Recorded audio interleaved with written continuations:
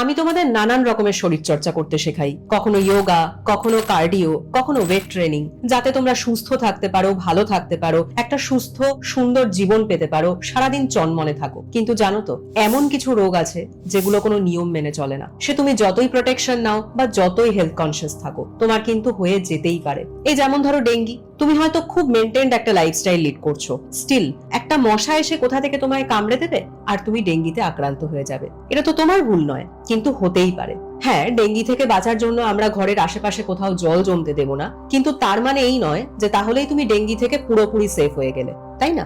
ঠিক সেরকমই একটা রোগ হচ্ছে ক্যান্সার, যেটা কোনো নিয়ম মেনে চলে না। আর এই নিয়ম না মেনে চলার জন্যই উৎপত্তি হয় ক্যান্সারের।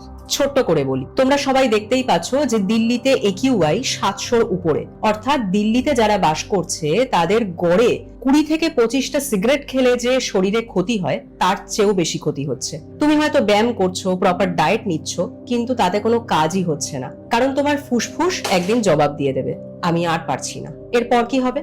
আমরা সবাই জানি আমাদের শরীর কোটি কোটি কোষ দিয়ে তৈরি হয়, আর যখন ক্রমাগত এই বিষাক্ত ধোঁয়া তোমার শরীরে প্রবেশ করবে, তখন এই কোষের DNA তে একটা পরিবর্তন হবে, আর এই পরিবর্তনের ফলে জায়গা তৈরি হবে ক্যান্সারের। আর ক্যান্সার একবার ধরা পড়লেই ব্যাস, তখন শুধু হাহাকার। দেখো, আমি লাইফস্টাইল নিয়ে ভিডিও বানাই, ফিটনেস নিয়ে ভিডিও বানাই, আমি কিন্তু এই ধরনের ভিডিও আগে কখনো বানাইনি। কেন? কারণ এই বিষয়টা নিয়ে আগে কখনো আমি ভেবেই দেখিনি। আর জানো তো, যতক্ষণ না পর্যন্ত কোনো জিনিস নিজের সঙ্গে ঘটে, মানুষ কিন্তু সেই বিষয় নিয়ে তত বেশি চিন্তা ভাবনা করে না। আমরাও কিন্তু ক্যান্সার নিয়ে সেরকম ভাবে ভেবে দেখি না। আর তোমরা ভাবছো তো যে হঠাৎ করে আজকে আমি ক্যান্সার নিয়ে কেন তোমাদের সাথে কথা বলছি, একটু পরেই জানতে পারবে।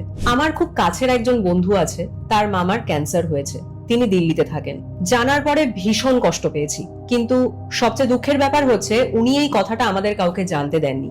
যদি জানতে দিতেন তাহলে কিন্তু এত কষ্ট ওনাকে ভোগ করতে হতো না। তাহলে আমি প্রথমেই ওনাকে সাজেস্ট করতাম পুনর্জন আয়ুর্বেদা হসপিটালের কথা। কিন্তু একটা জিনিস লক্ষ্য করেছো, আমরা কিন্তু আমাদের মানসিক দুঃখ, কষ্ট, আনন্দ এগুলো নিয়ে যত বেশি আমাদের পরিবার, প্রিয়জন, বন্ধু বান্ধবের সঙ্গে কথা বলি, আলোচনা করি, আমাদের শরীর স্বাস্থ্য বিষয়ক কোনো কথা বা রোগ ব্যাধি সম্পর্কিত কোনো কথা কিন্তু আমরা তত বেশি আলোচনা করি না, ডিসকাস করি না। ঠিক সেরকমই জিনিস আমি আমার বাড়িতেও দেখেছি।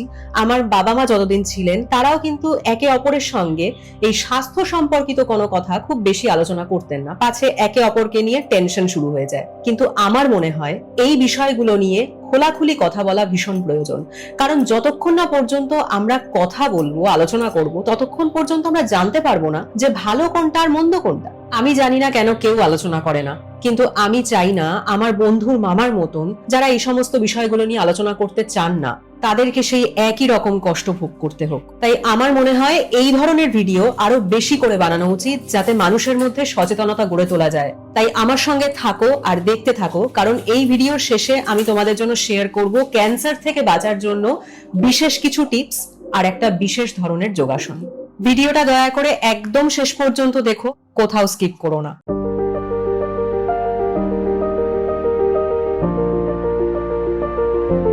আমরা সাধারণত ক্যান্সার শব্দটা শুনলেই ভয় পেয়ে যাই, কারণ এই রোগের চিকিৎসা যেমন জটিল তেমন কষ্টদায়ক আর ভীষণ ব্যয়বহুল। তাছাড়া পুরোপুরি সারবে কিনা তা নিয়েও একটা ভয়, একটা সংশয় থেকে যায়, কারণ ক্যান্সার আবার ফিরে আসতে পারে। কিন্তু পুনর্জন আয়ুর্বেদা সেই ধারণা বদলে দিচ্ছে, কারণ এখানে প্রাচীন রসায়ন পদ্ধতিতে ক্যান্সারের চিকিৎসা করা হয়। এটি একটি অতি প্রাচীন, কার্যকরী এবং ঐতিহ্যবাহী পদ্ধতি, যা দেহের প্রাকৃতিক ভারসাম্য ফিরিয়ে আনে। আপনি যদি পুনর্জন আয়ুর্বেদা বাংলা ইউটিউব চ্যানেলটা দেখতেন, তাহলে আজকে হয়তো আমাকে এই ভিডিওটা বানাতে হতো না।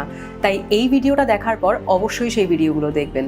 এখানে এত হাসপাতাল থাকা সত্ত্বেও কেন এই হাসপাতালেই এলাম, সেটাই ভাবছেন তো?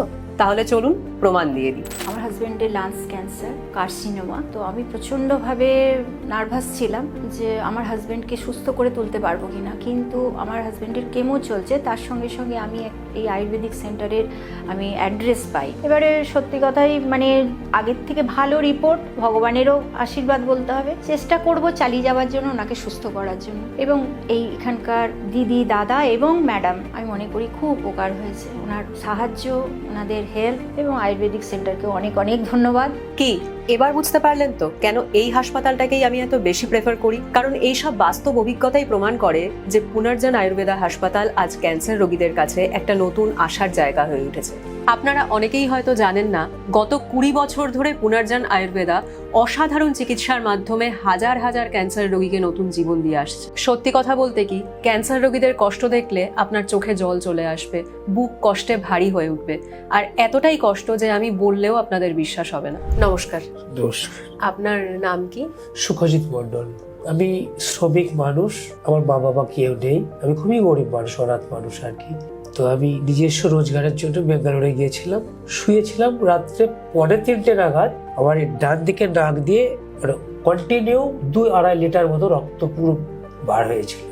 তো রাত্রিবেলা তো ওরকম হওয়ার পরে পাশে একটা ডাক্তারকে দেখাই, ডক্টর বলে আপনি এখান থেকে হাসপাতালে যান। হাসপাতালে আমি রিপোর্ট করি, ওখানে রিপোর্ট করার পরে ওরা একটা সিডি ক্যাসেট করে এবং ওনারা বলেন যে আপনার এইখানে ইনফেকশন হয়েছে, ওইটা কেটে বার করে দিলে অপারেশন করলে ঠিক হয়ে যাবে।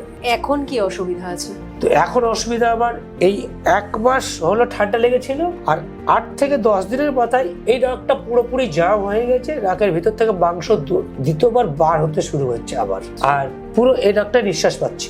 এখন বুঝতে পারলেন তো ক্যান্সার রোগীরা কতটা কষ্টে থাকেন আর কতটা আশা নিয়ে ওনারা এখানে এসেছেন। পুনর্জন ওনাদের কাছে একটা ভরসা, আর সেই ভরসার মান পুনর্জন রাখছে, কারণ এখানকার চিকিৎসা নেওয়ার পর তারা স্বাস্থ্যসম্মত এবং একটা সুস্থ জীবনযাপন করছেন। যারা একসময় নিজে নিজে হাঁটতে পারতেন না, তারা এখন নিজের পায়ে হাঁটছেন এবং সমস্ত কাজকর্ম করছেন।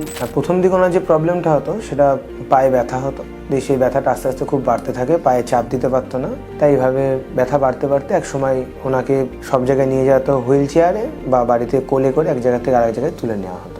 এখন ওষুধ খাওয়ার পর উনি অনেক ভালো আছেন এবং পেশেন্ট যেটা আগে হুইল চেয়ারে আসতো সেটা হেঁটে এসেছে, উনি নিজেও দেখে খুশি, আর আমরাও তো বুঝতেই পারছি কি হচ্ছে। বিশ্বাস করো বন্ধুরা, ক্যান্সার অন্যান্য সমস্ত রোগের থেকে আলাদা। এই রোগে যত না বেশি কষ্ট, তার থেকে অনেক বেশি কষ্ট এই রোগের ট্রিটমেন্টে। তাই তোমার আশেপাশে তোমার পরিচিতদের মধ্যে যারা ক্যান্সারে ভুগছেন তাদের অবশ্যই জানাও এই হাসপাতালের কথা, কারণ তোমার একটা ছোট্ট উদ্যোগও কারোর জীবন বাঁচাতে পারে। কিন্তু আমার মনে একটা ছোট্ট প্রশ্ন আসছে, জানো তো, কেউ যদি কেমো, রেডিয়েশন আর এই ওষুধ একসঙ্গে খায় তাহলে কোনো বিপদ হবে না তো? তাহলে চলো আমরা বরং নিজেরাই ডাক্তারের সাথে কথা বলি আর আমাদের সমস্ত প্রশ্ন এবং সংশয় দূর করে নেই। আর এখানে যদি কোনো ক্যান্সার যোদ্ধা থাকেন তাহলে তাদের সাথেও কথা বলবো এবং তাদের অভিজ্ঞতাও তোমাদের সাথে শেয়ার করব। আচ্ছা, একটা কথা বলে রাখা ভালো, পুনর্জন আয়ুর্বেদা এখনো পর্যন্ত 93 থেকে 95% রোগীকে সুস্থ করে তুলতে পেরেছে। ক্যান্সারের মতন জটিল রোগে এত উচ্চ সফলতার হার কিন্তু সত্যি অতুলনীয়। নমস্কার ডক্টর, আমি তনুশ্রী। নানান রকমের চিকিৎসা সম্পর্কে শুনেছি, কিন্তু এই রসায়ন আয়ুর্বেদ চিকিৎসা সম্পর্কে ধারণা খুবই কম। তো এই সাধারণ ক্যান্সার চিকিৎসা আর রসায়ন চিকিৎসার মধ্যে মূল পার্থক্যটা কোথায়? মেনলি পুনর্জন আয়ুর্বেদ হসপিটালে আমরা যেটা করে থাকি যে থ্রু রসায়ন মেডিসিন আমরা ইমিউনোমডুলেশন থেরাপি করে থাকি। প্রথমে আমরা বুঝতে হবে যে ক্যান্সারটা কি।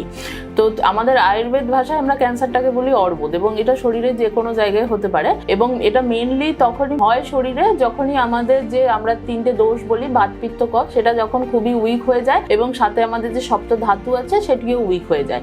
এবং মেনলি আমাদের যে শুক্র ধাতু, সেটার যে স্পেসিফিক অগ্নি, সেটা যখন বৈষম্য হয় এবং সাথে গিয়ে অলরেডি পিত্ত এবং কফ যে অলরেডি দূষিত হয়ে আছে সেটার সাথে গিয়ে মেশে এবং আমাদের যে মেন অগ্নিটাকে অনেকটা দূষিত করে দেয় বা উইক করে দেয়, এবং সেখান থেকে ধাতু বৈষম্য হয় এবং আমাদের সেখান থেকে আসে হচ্ছে যে আমাদের রেজিস্ট্যান্স পাওয়ার এগেইনস্ট যে আমাদের যে ডিজিজ হয় সেটা কমতে থাকে, আর সেটা থেকে আমাদের ইমিউনিটি বা ওজো কমে এবং আলটিমেটলি আমাদের প্রাণশক্তি বা ভাইটাল এনার্জি সেটা কম হতে থাকে। এবং রসায়ন মেডিসিন প্রথমেই যেটা গিয়ে করে শরীরে সেটা হচ্ছে যে আমাদের যে 3টে দোষ আছে সেটাকে আস্তে আস্তে একটা ব্যালেন্স, সাম্য অবস্থায় নিয়ে আসে এবং অলরেডি আমাদের সপ্ত ধাতু আছে সেটিকে একটি উইক জায়গা থেকে একটু স্ট্যামিনা দিয়ে একটু ভালো জায়গায় নিয়ে আসে, এবং আমাদের যে অগ্নি সেটা একটা ব্যালেন্স অবস্থায় নিয়ে আসে এবং সেখান থেকে আমাদের ধাতু পোষণ হয়, এবং ধাতু পোষণ থেকে আস্তে আস্তে আমাদের ইমিউনিটি বাড়ে, মানে ওজো ক্ষমতা বাড়তে থাকে, এবং আলটিমেটলি আমাদের যে ভাইটাল এনার্জি বা প্রাণশক্তি বলি সেটা বাড়ে, এবং অলরেডি আমাদের যে হেলদি সেলস থাকে সেটাকে আরো নারিশ করে এবং আমাদের যে উইক সেল থাকে সেটাকে স্ট্যামিনা দেয়। তো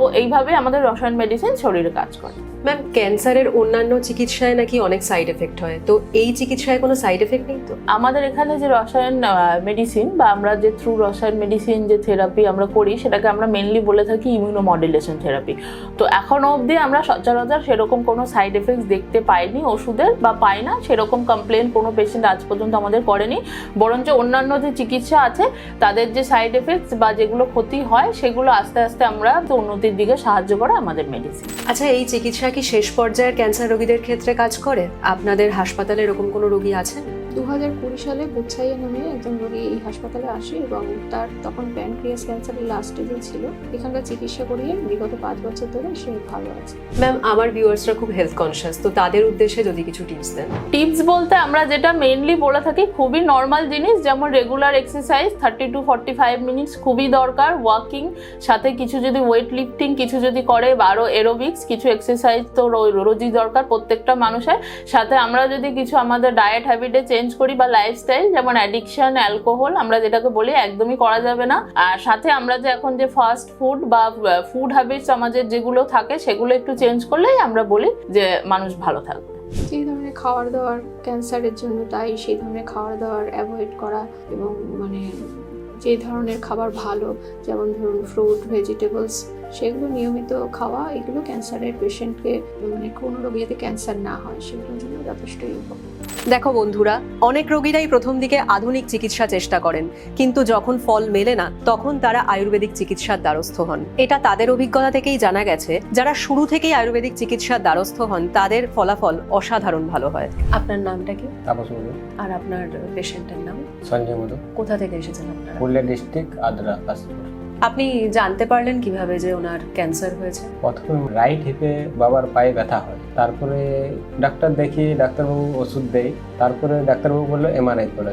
এমআরআই এর পর বাবার ধরা পড়ে বন ক্যান্সারের টিউমার। এখন ওনার কি কি অসুবিধা হচ্ছে আর আগের ডাক্তার কি বলেছেন আপনাকে? ডাক্তারবাবু বলেছিল যে অপারেশন করে দেবো, বাবার হিপ জয়েন্টের সামনে আরো নিচে ধরা পড়ে অনেকগুলো টিউমার আছে। যখন পেট সিটি স্ক্যান করা হয় তখন বাবার মানে পুরো বডিতে ছড়িয়ে যায়, তখন ডাক্তারবাবু এটা আর কোনো করা যাবে না। তো আমরা দেখলাম যে বাবা সুস্থ যদি না হয় তাহলে অন্য ট্রিটমেন্টের ব্যবস্থা করা হবে, তাই এটাতে এসেছি আমরা। আচ্ছা, এমনকি কেউ যদি অন্য চিকিৎসার সঙ্গে এই রসায়ন আয়ুর্বেদিক চিকিৎসা একসঙ্গে গ্রহণ করে তার ফলাফল আরো দ্রুত, আরো ভালো এবং আরো ইতিবাচক হয়। তোমার বা তোমার পরিচিত কারো যদি ক্যান্সার থাকে তাহলে স্ক্রিনে দেখানো নম্বরে রিপোর্ট পাঠিয়ে দাও, তারা রিপোর্ট পরীক্ষা করে অল্প সময়ের মধ্যেই অ্যাপয়েন্টমেন্টের ব্যবস্থা করে দেবে। ক্যান্সার থেকে বাঁচার জন্য সব থেকে বেশি দরকার সেলফ অ্যাওয়ারনেস। তাই আজকে থেকেই তেলে ভাজা খাওয়া একদম বন্ধ করো, ধূমপান, মদ্যপান এড়িয়ে চলো। চলো এবার দেখবো আজকের বিশেষ ধরনের যোগা যেটা তোমার পেটকে সুস্থ রাখবে এবং তোমার শরীরে ক্যান্সারের বিরুদ্ধে রোগ প্রতিরোধক ক্ষমতাকে বাড়াতে সাহায্য করবে। আর তার সঙ্গে অতিরিক্ত অ্যান্টিঅক্সিডেন্ট যুক্ত খাবার কিন্তু নিয়মিত খেতে হবে। চলো দেখা যাক ব্যায়ামটা। আমাদের প্রথম যোগা কি করতে হবে? দেখো, শ্বাস প্রশ্বাস ঠিকভাবে নিলেই কিন্তু আমরা শরীরকে সব থেকে তাড়াতাড়ি ডিটক্সিফাই করতে পারি। আর তার জন্য একটা প্রচন্ড সহজ এবং কার্যকরী একটা যোগা আছে। সেটা কি? ঠিক তুমি এরকম কমফর্টেবল একটা পোজে বসবে, এন্ড দেন কি করব, হাত দুটোকে এরকম মুঠো করে নিয়ে আমরা এরকম বুকের কাছে এরকম লাগিয়ে রাখবো। ঠিক আছে? এবার একবার করে ফোর্সফুলি তোমার শরীরের সমস্ত শক্তি দিয়ে হাতটাকে ঠিক এরকম ভাবে ওপর দিকে আসি তুমি রিলিজ করছো তোমার শরীরের সমস্ত টেনশন থ্রু তোমার হাত। ঠিক আছে? রিলিজ করলে দেন আবার বুকের কাছে এরকম ভাবে নামিয়ে আনলে। যখন আমরা হাত নামিয়ে আনছি সেই সময় এক্সহেল করব, যখন উপরে তুলছি তখন ইনহেল করব। এটা একটা যোগা, এটা বসে বসে এরকম ভাবে প্রত্যেকে করতে পারবে সবাই। আর আমার সেকেন্ড যোগা যেটা তোমার পুরো শরীরকে ফ্লেক্সিবল করবে এবং আরো ভালোভাবে ডিটক্সিফাই করতে সাহায্য করবে শরীরকে, সেটা হচ্ছে কি করব, আমরা ঠিক এরকম পশ্চারে বসবো এন্ড দেন হাতটাকে এরকম ভাবে রাখবো। ঠিক আছে? এই হচ্ছে পশ্চার। এবার ঠিক এইভাবে শরীরটাকে নিয়ে হালকা বেন্ড করে একবার এরকম ভাবে স্ট্রেচ করব, দেন শরীরটাকে পিছিয়ে নিয়ে এসে এই। ঠিক আছে? দেন স্ট্রেচ। যখন আমরা পেছন দিকে যাচ্ছি সেই সময় শ্বাস নেব, যখন সামনের দিকে যাচ্ছি তখন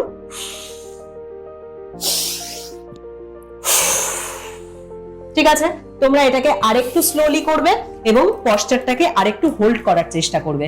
তাহলে এই দুটো যোগার মাধ্যমেই কিন্তু তুমি যদি নিয়মিত প্র্যাকটিস করো তুমি কিন্তু নিজেকে অনেক সুস্থ রাখতে পারবে, ভালো রাখতে পারবে। আর হ্যাঁ, তোমাদের পরিচিত কারোর যদি ক্যান্সার থাকে তাহলে তাকে অবশ্যই জানাও যে তার পাশে আছে পুনর্জন আয়ুর্বেদা হসপিটাল। হাসপাতালের ঠিকানা ও যোগাযোগ নম্বর আমি নিচে ডেসক্রিপশনে দিয়ে দিচ্ছি। ভিডিওটা হয়তো তোমার জন্য প্রয়োজন নাও হতে পারে, কিন্তু তোমার একটা ছোট্ট শেয়ার হয়তো এমন কারোর কাছে ভিডিওটাকে পৌঁছে দেবে যার হয়তো এই একটা ভিডিওরই দরকার আছে। তাহলে আজকের ভিডিওটা এখানেই শেষ করছি। তোমরা সবাই ভালো থেকো, সুস্থ থেকো। ধন্যবাদ।